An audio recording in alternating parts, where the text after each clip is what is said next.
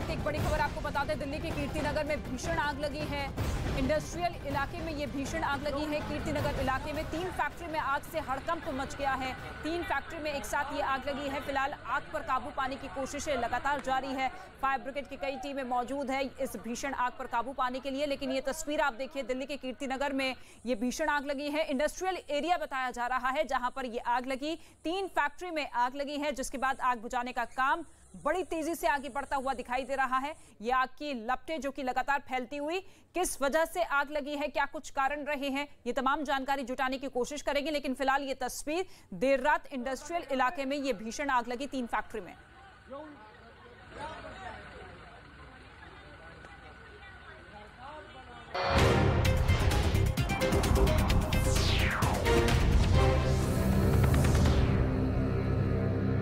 Esteban को बर्खास्त कर दिया गया।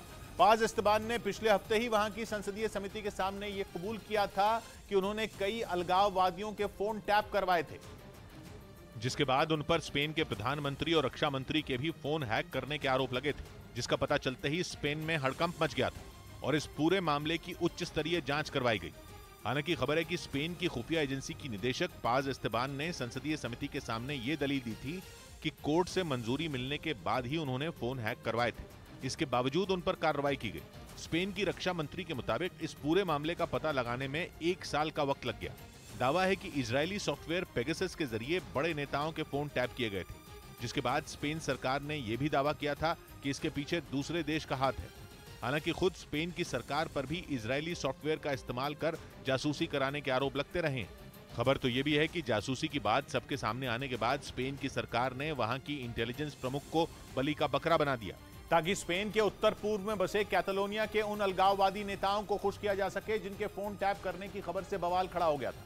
असल में कैटलोनिया पिछले कई साल से स्पेन से आजाद होने की कोशिश में है, जिसके लिए 2017 से ही वहां आंदोलन चलाए जा रहे हैं और इस मांग पर जनमत संग्रह भी हो चुका है, जिसमें करीब 90% लोगों ने कैटलोनिया को स्पेन से अलग करने के पक्ष में वोट डाले थे, जिसके बाद वहां की स्थानीय सरकार ने इस हिस्से को स्वतंत्र देश की मान्यता दे दी थी।